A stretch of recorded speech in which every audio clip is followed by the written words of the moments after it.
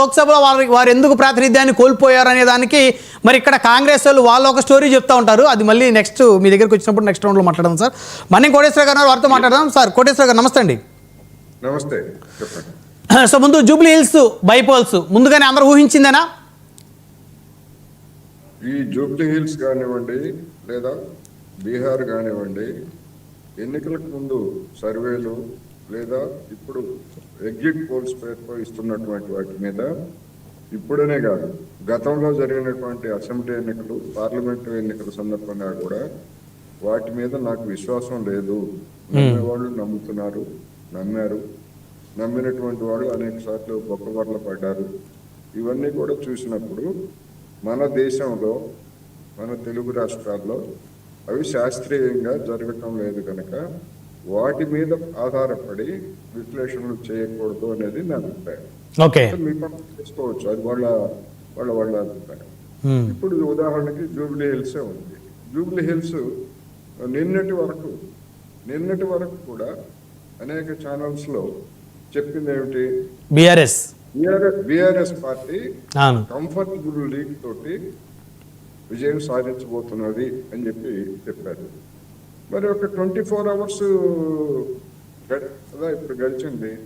ఇప్పుడు మరి అంత ఆకస్మికంగా ఎట్లా మారిపోయింది అనేటువంటిది ప్రశ్న.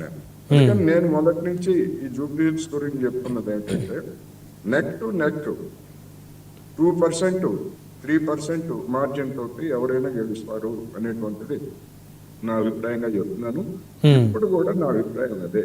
అయితే ఆ 2%, 1%, 4% అనేటువంటిది ఆ పర్సంటేజ్ లెక్కాల్సి వస్తే ఎంతైనా కానీ మొక్కు కాంగ్రెస్ వైపు ఉంటుంది అని చెప్పాను తప్ప మొత్తంగా యాక్చువల్ గా వాళ్ళు చెప్పినట్టుగా 50,000 మందితోనో 50,000 ఓట్లు 60,000 ఓట్లతో గెలుస్తుందని చెప్పలేదు.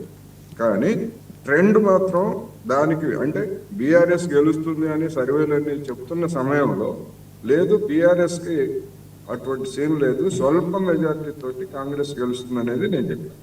అందుకని ఇప్పుడు ఇవి వచ్చింది కనుక ఇదిగో చూసారా నేను చెప్పింది సరైనది అంటానికి నేను సిద్ధం కాదు. ఎందుకంటే దీన్ని ఒప్పుకున్నట్లయితే మరి బీహార్ దానికి కూడా అదే తర్కం వర్తిస్తుంది కదా. అవును. అందుకని బీహార్ దాని విషయంలో కూడా, బీహార్ లో కూడా కొన్ని సంస్థల వాళ్ళు పోటాపోటీగా ఉన్నాయని చెప్పారు. నేనేం చెప్పానంటే వాటితో నిమిత్తం లేకుండా బీహార్ లో 2 కూటముల మధ్య హోరాహోరీ సాగుతూ ఉంది. అక్కడ బీజేపీ నితీష్ కుమార్ అనుసరించినటువంటి వైఖరి ఏమిటి అంటే, సరిగ్గా ఎన్నికల ప్రకటనకు 2 రోజుల ముందు 2 కోట్ల మందికి మహిళల పేరుతోటి 10,000 రూపాయల చొప్పున నగదు బదిలీ చేశారు. అంటే 2 కోట్ల ఓటర్లను కొనుగోలు చేసింది బీజేపీ. మరి అటువంటి 2,000 కోట్ల ఓటర్లను బీజేపీ నితీష్ కుమార్ కొనుగోలు చేసిన తర్వాత దాని ఎఫెక్ట్ అసలు ఏమి లేకుండా ఎట్లా పోతుంది? నితీష్ కుమార్ ఉండొచ్చు, నితీష్ కుమార్ ఆయన అవకాశవాదం గురించి అన్ని ఉండొచ్చు, కానీ డబ్బు ఎందుకు ఇది కూడా ఎందుకు చెప్పాల్సి వస్తా ఉందంటే, ఉత్తరప్రదేశ్ ఎన్నికల్లో కూడా ఆదిత్యనాథ్ గడ్డు పరిస్థితిని ఎదుర్కొంటున్నటువంటి సమయంలో అక్కడ స్వయం సహాయక బృందాలకి అక్కడ కూడా ఇదే విధంగా ఎన్నికలకు ముందు క్యాష్ ట్రాన్స్ఫర్ చేశారు. అది అక్కడ బీజేపీ విజయానికి దోహదం చేసింది. సేమ్ స్ట్రాటజీని బీహార్లో కూడా అనుసరించారు.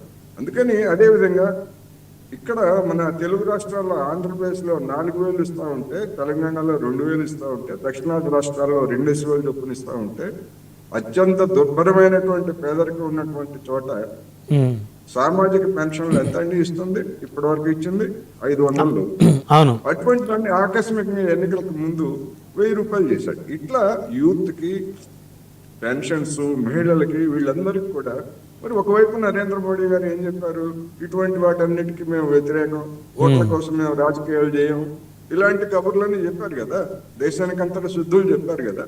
మరి బీహార్లో ఎవరినైనా చెప్పమానండి, వాళ్ళు చేసినటువంటి, ఇప్పుడు తెలంగాణలో, ఆంధ్రప్రదేశ్ లో సూపర్ 6 వాగ్దానం చేసి ఏ విధమైనటువంటి ఇబ్బందులు పడుతున్నారు, బీహార్ లో అంతకంటే ఎక్కువ ఇబ్బందులు పడే విధంగా వాళ్ళ వాగ్దానాలన్నీ ఉన్నాయి కదా.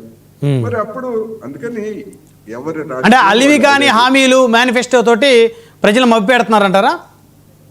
డెఫినెట్ గా ఇక్కడ కాంగ్రెస్ అదే చేసింది, ఆంధ్రప్రదేశ్ లో తెలుగుదేశం పార్టీ జనసేన కూటమి అదే చేసింది, బీహార్ లో అటు కాంగ్రెస్ బీజేపీ ఎన్డీఏ కూటమి వాళ్ళు కూడా అదే చేశారు.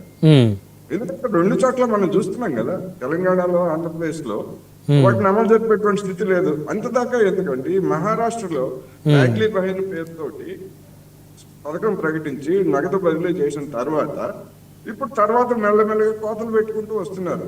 అక్రమాలు జరిగాయని చెప్పి చెప్తున్నారు, అక్రమాల పేరుతోటి కోతలు పెడుతున్నారు. మధ్యప్రదేశ్ లో కూడా అదే పరిస్థితి. అందుకని అలవిగాని హామీలు ఎవరు ఇచ్చినా, ఏ పార్టీ ఇచ్చినా నేను చెప్తున్నా, నాకేమి కాంగ్రెస్ బీజేపీ బీఆర్ఎస్ ఏం లేదు.